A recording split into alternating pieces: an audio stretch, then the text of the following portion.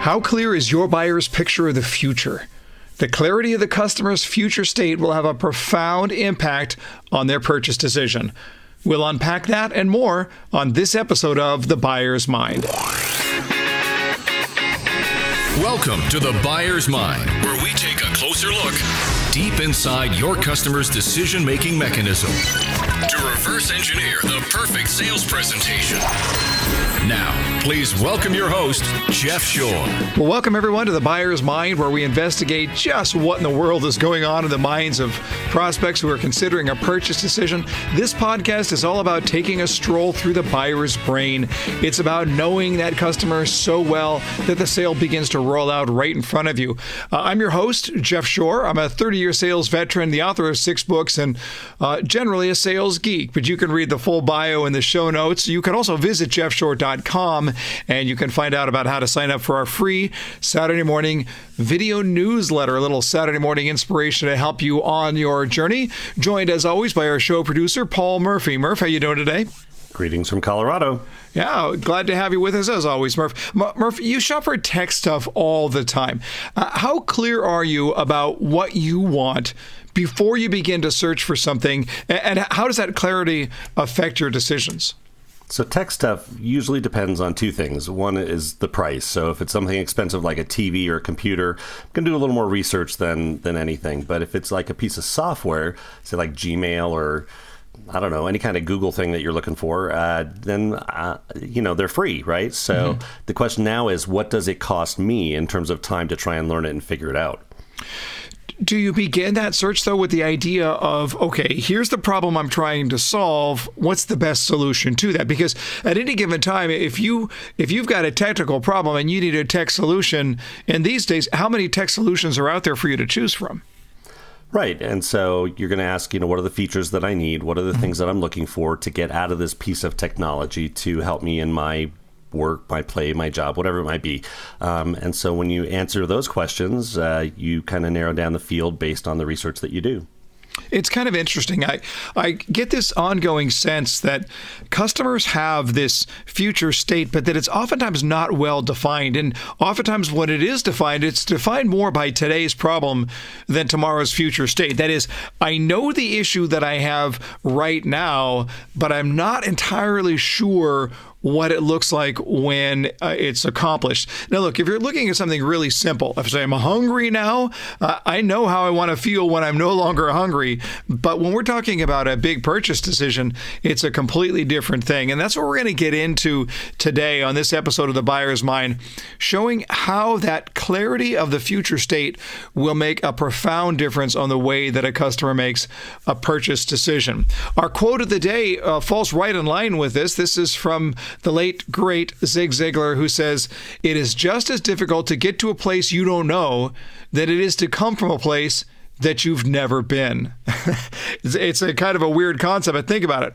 Why do some goals succeed and some fail? And I would suggest that the number one reason comes down to this: goal clarity. I mean, take New Year's resolutions, right? 90% are going to fail. Why? Because it's more of a wish than a goal. And what is lacking in that? What's lacking is goal clarity. So when Zig Ziglar says it's as difficult to get to a place that you don't know than it is to come from a place that you've never been, I think that's what we're talking about. If you don't have that vision of where you're going, then how are you going to get there? It's true for you. It's true for your customer. Think about building a house or planning a trip. The clarity of the end result guides our steps and informs our actions. Stephen Covey, in his book, The 7 Habits of Highly Effective People, called this the first creation. There's a mental creation that takes place in our mind before it actually comes about. And so I just want to ask you, for you, the listener, how clear are you on your own goals? For your career, for your life, that high degree of goal clarity will give you something to see in your brain. And when you can see it in your brain, then you start to normalize it. It becomes what you expect. So, for example, I love keynote speaking. I really enjoy being in front of a group with a large audience. And one of the things that I do is when I'm preparing, I don't just rehearse by repeating things over and over again. I rehearse in the mental state by putting myself on on that stage, by looking at the audience and envisioning what that's going to be like and feeling that so that it becomes normal to me. Athletes do this all the time. They picture the future state. They picture that with that tremendous amount of goal clarity, what the right result is. Far more effective than just going up and taking your swing and hoping for the best. And then finally, how does this translate to your customer? Are you doing them a great service of helping to get a crystal clear picture of the desired future state? When you clarify their future, when it becomes very, very clear, it makes it so much easier for them to make a decision. Well, hey, we want to let you know that this podcast is brought to you in part by our friends at Home Street Bank. They're not just our show sponsor, they are my lender of choice, because I used Home Street Bank in my last home purchase, and I have to tell you, smoothest transaction ever. I've purchased quite a few homes in my day, but they were professional, they were dependable, great rates, great service. And if you're a real estate professional, you're just not going to find better people to work with in taking care of your clients. And they can do it all. Banking, home loans, credit lines, you name it. Go to homestreetbank.com to learn more. That's homestreetbank.com. Well, coming up in a few minutes, we're going to get deep into this conversation on goal clarity and an interview with the legendary Mark Hunter. Mark is one of the most powerful sales innovators in the world today. He is a very high demand keynote speaker, and he's just a really good guy. If Mark has an enemy, I certainly wouldn't know of it, but he's got a lot of friends. I can tell you that. He's just a really good human being. I think you're going to love the interview. Before we get to that, I want to bring you our tip of the day. And today's tip is to stay in that theme about clarity and suggest that you consider asking a very future-based question of your customers. Something like, what will your life be like when this problem is solved? Or give me an idea of what your ideal situation would look like. Now, look, you're going to want to tailor the question both to your own industry and to your own style, but get your customer future focused. Get them thinking about how to clarify the future state, and most importantly, how they will feel in that future state. Because remember, and we were just talking about this, when your customer has a tremendous amount of goal clarity, when they have a clear picture in their mind of what their life will look like on the other side, then it becomes so much easier for them to take those steps, and the path rolls out right in front of you. Get your customer thinking in the desired future state. I want to invite you to join us for the 2017 Jeff Shore Sales Leadership Summit and Expo. This is to help you become a better leader for your team, to grow your business in ways you never thought possible, and to take your career to the next level.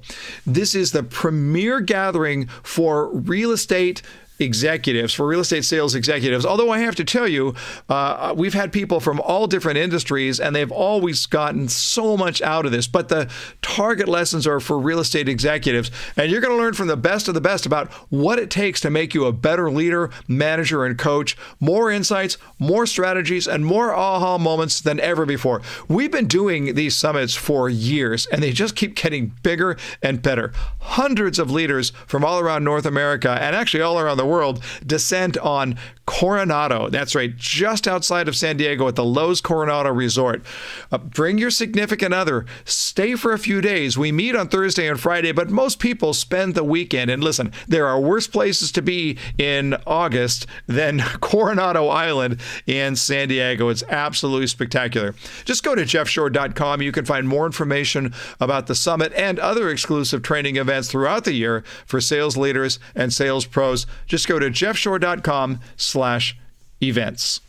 All right, well, let's get to our interview. You know, there are people that you meet that you are just immediately attracted to because they have just a warm, a welcoming spirit. They just draw you in. You just feel like you're a better person when you're around them. And Mark Hunter is that guy. He also happens to be a sales genius. His books, High Profit Selling, High Profit Prospecting, legitimate bestsellers. He speaks to sales professionals all around the world. He's a legend in the National Speakers Association. He's also a good friend and a mentor of mine.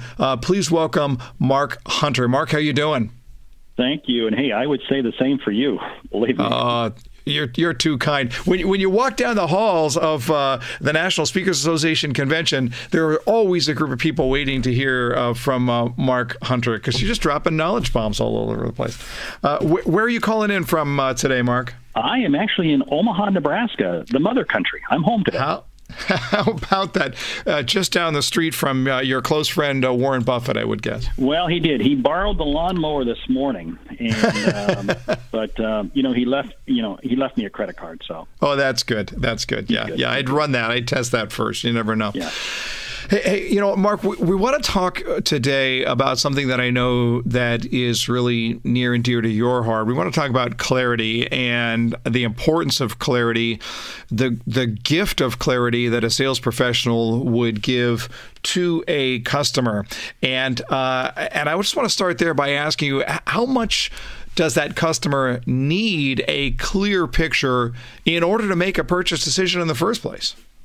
They absolutely have to have a clear. If we don't talk clarity, if we don't create that picture, and let me back up by saying this, the reason we do what we do is not because of what we sell or how we sell. It's why we sell. It's really to help our customers, help them see and achieve what they didn't think was possible.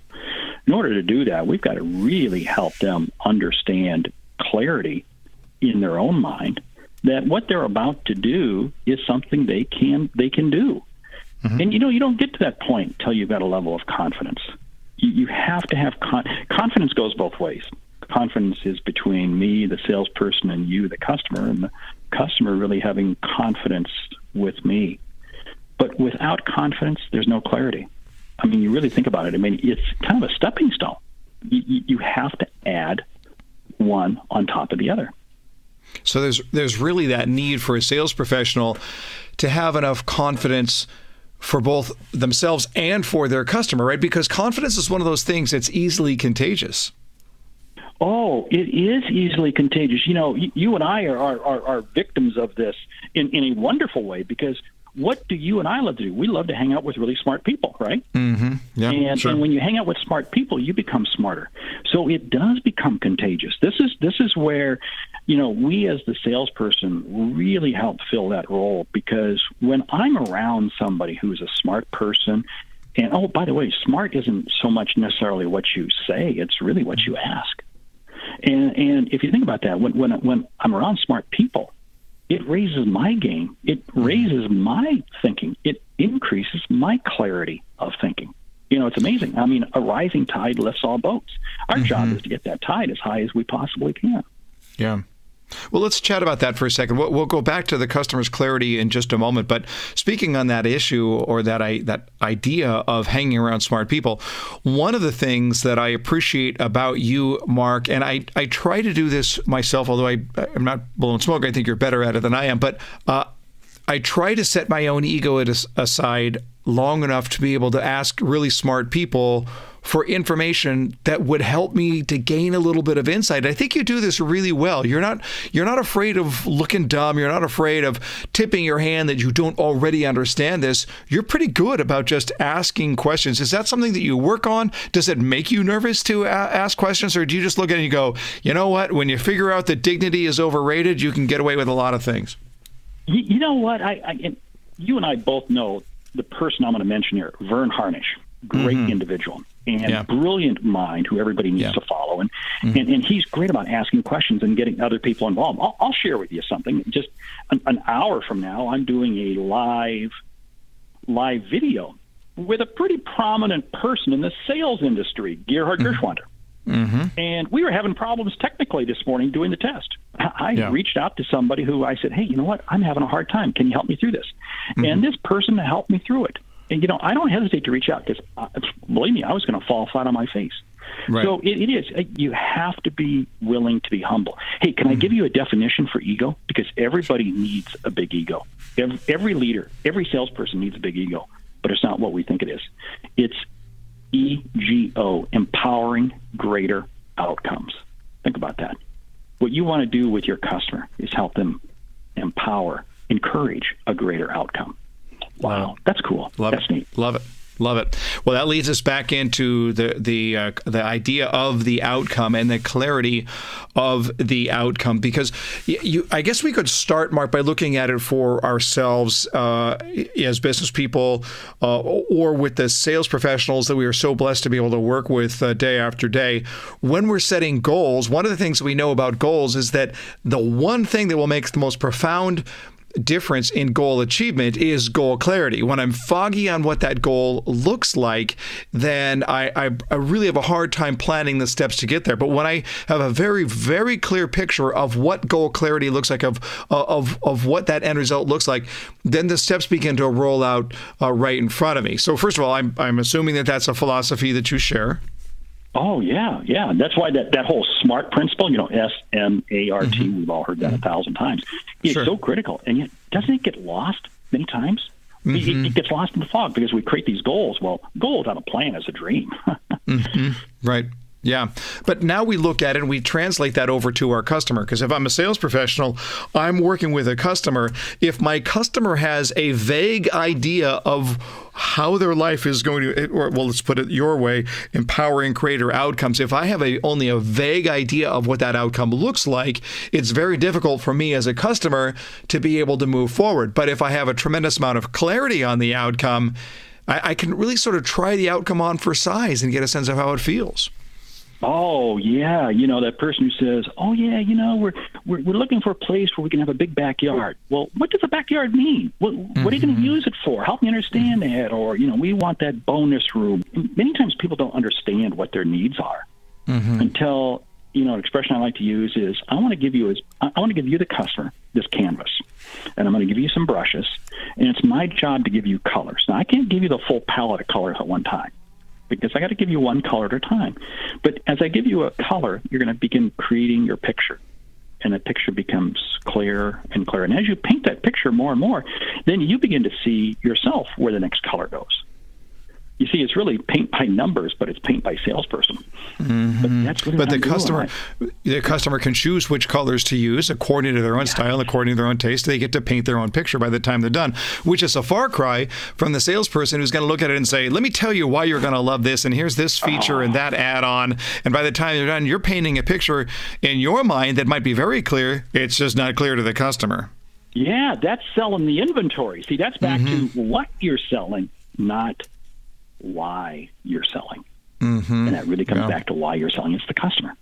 Yeah. This takes a degree of emotional intelligence on the behalf of the salesperson to be able to even get out of their own way. Do you think you've described ego as empowering greater outcomes, but when you look at the negative side of ego that we often see, I'm guessing that that's probably the biggest culprit that would otherwise get in the way, that would mess things up, when in reality, what we want to do here is know ourselves well enough to know when to step back a little bit and just sort of let the customer explain what their own vision of goal achievement looks like. Oh, yeah. Boy, doesn't that happen when we're right there trying to close that deal, where we're right there and, hey, relax, step back. It will happen. If you're confident enough in what you've done, it will close the deal. And again, regardless of what it is that you're selling.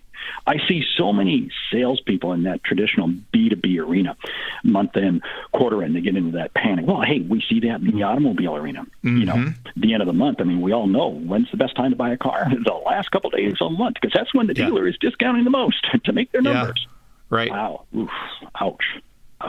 Now, there is an argument here that a salesperson in that arena, let's just say car sales, for example, is going to look at it and go, yeah, but it benefits the customer because we really are doing better deals along those lines. And so I don't mind being a little bit more desperate at the end of the month. What do you think? Well, yeah, you can argue that. Then you can argue, go ahead and take the first 3 weeks of every month off. Yeah, right. That's fair. If I'm having to discount, remember, price is purely a reflection of perceived value. And if we're having a discount to close every deal, then we're not doing a good enough job of demonstrating value. Yeah. And so that's really our own shortcoming. We see this right now with department stores. I mean, boy, we see many segments of the retail industry. You don't buy anything unless it's 80% off. 80% off, and today only 50% off of 80%. Right. Sure. What's that, yeah. free? Right. Yeah. Right. Mark, when you are, I want to just change gears here for just a little bit. Oftentimes, sales professionals find themselves where they have to make a group presentation. It might be a small group, say where I'm dealing with 6 decision makers in a room at the same time, or it might be a presentation about my company, about my product, or whatever. You give a lot of presentations. You're one of the most in-demand public speakers in the sales world today. Do you have any very simple tips for people who are quite used to one-on-one conversations, but maybe a little bit out of their element when they're given a speech or making a presentation in front of a group of people?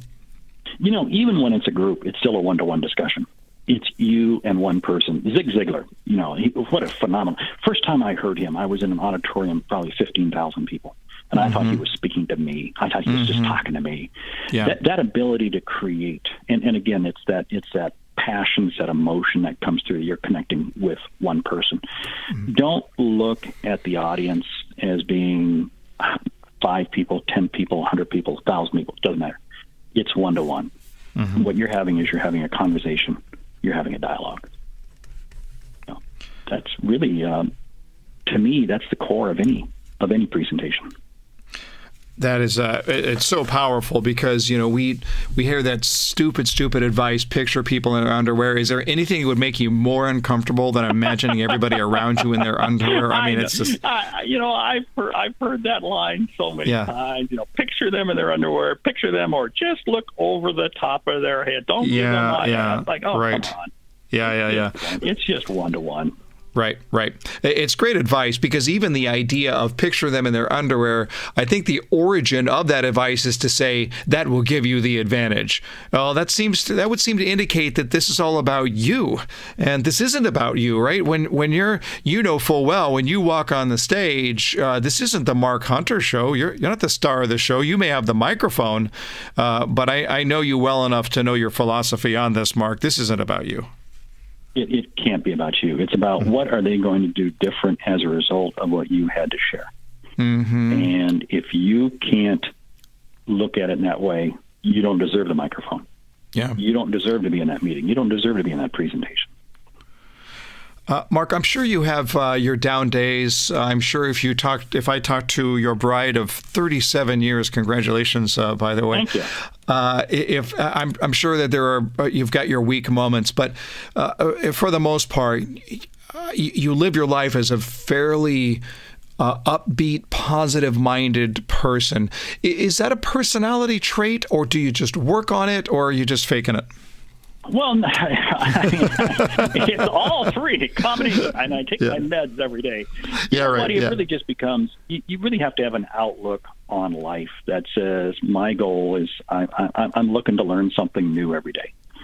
And when you stay grounded short-term problems are always going to occur. We've all gone through short-term problems. Keep your focus long-term. I have a deep faith, and I just thoroughly believe that what I'm going to do is hopefully going to make an impact in somebody. And it's easy to get in a funk. It's very easy. And if you allow yourself to get in a funk because you hang out with funky people, we become who we hang out with.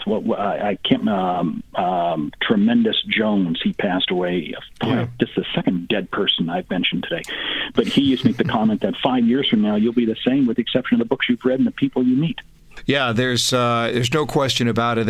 If we get outside of ourselves, it makes all the difference in the world. Even if we are having a bad day. And I remember years and years ago, my dog passed away. I'm a huge dog lover, and my dog passed away. And the next day, I had to give this presentation that I just did not want to give. And I made the conscious decision that I was going to use the presentation as a sort of therapy to say I'm going to so pour myself into these people that I won't have time to think about my dog. And as it turned out, it was one of the best presentations that I've ever had, not from my perspective, but because I think that I was so locked into the experience of the people in that room today. And I think getting outside of ourselves, right, not to be served, but to serve, I think is the best example we can think of.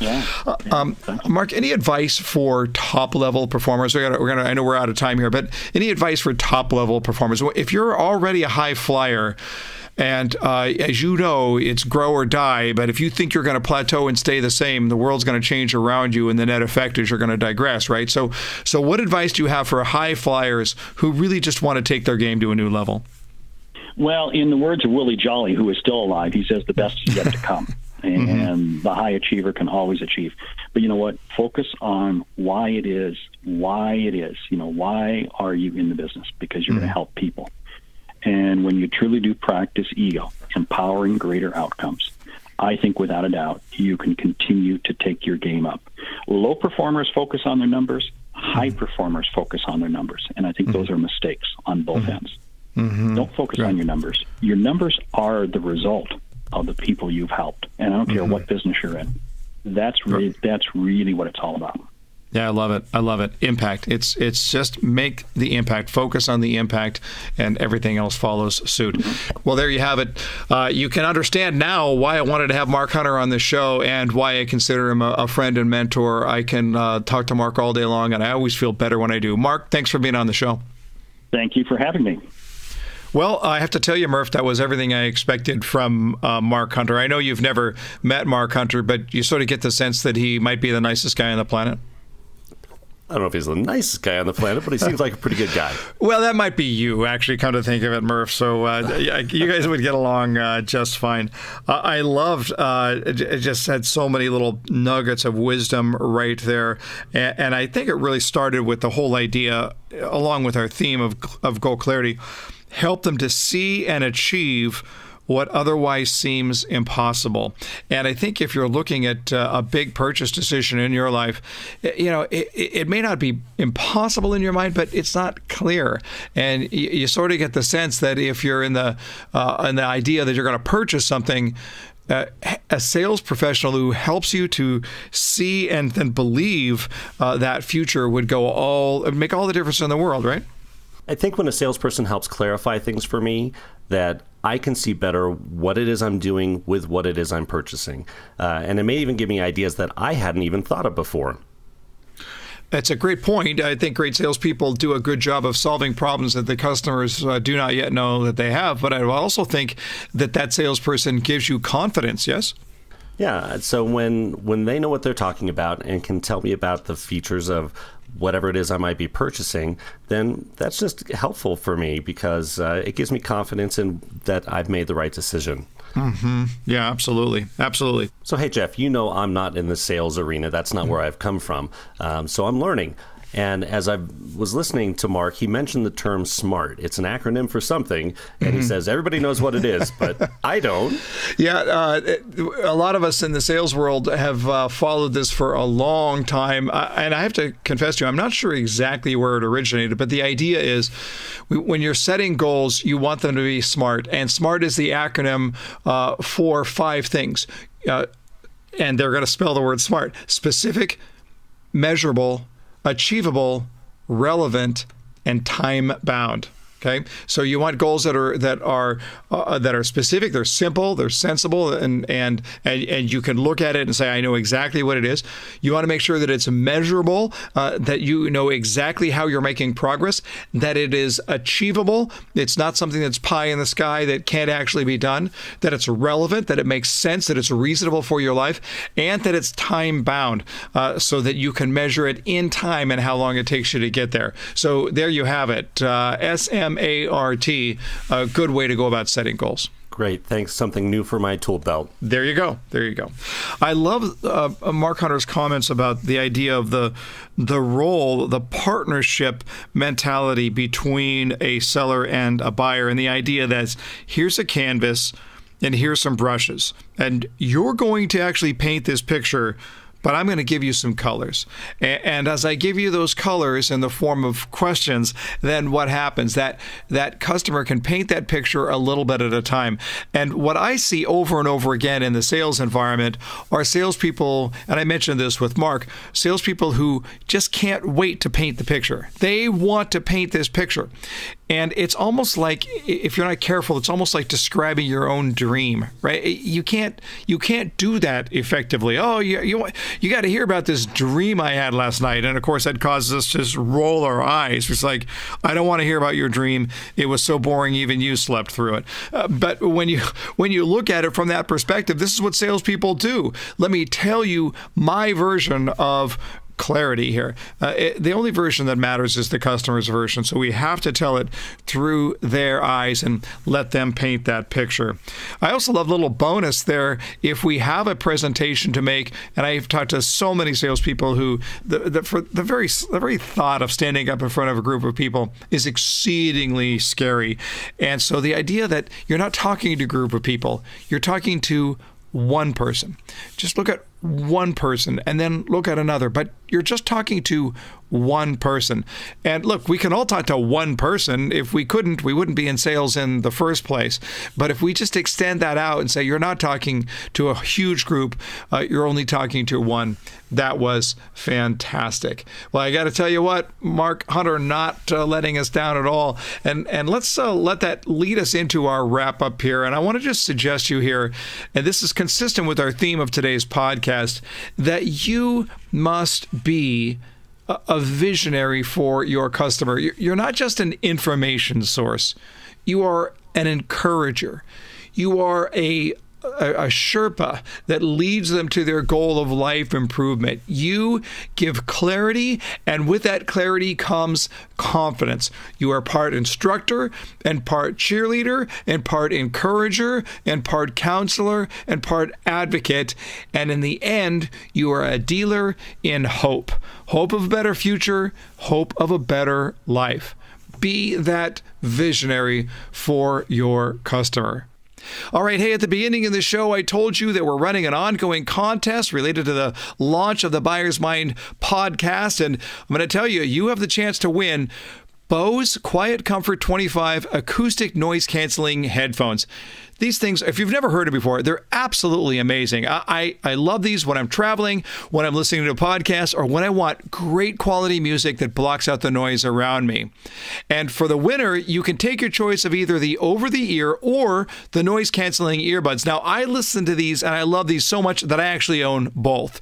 So when I'm working out, I listen to a podcast, I listen to music, whatever it is, and it's a fantastic experience. So we're going to give away a pair of Bose headphones, but I'm also giving away several Shore Consulting swag bags. That's 5 of my books, a coffee mug, my motivational CD, and a bag to carry it all in. And all you have to do is download all of the Buyer's Mind episodes on iTunes and subscribe to the podcast and then leave a quick review. It's not difficult. It'll only take you about 30 seconds. When you've done that, go over to jeffshore.com/podcast and click on the contest link. It'll just ask you for your email address and the name that you used when you wrote the review on iTunes so that we can pick the winners from there. And we're going to give away 10 of the Shore Consulting swag bags. And then remember that grand prize, your choice of either the Bose Quiet Comfort 25 acoustic noise canceling headphones or the Quiet Comfort 20 noise canceling earbuds. All right, that's a wrap for today's episode of The Buyer's Mind. Hope you enjoyed it. You can find everything you need at jeffshore.com. Until next time, go out there and change someone's world.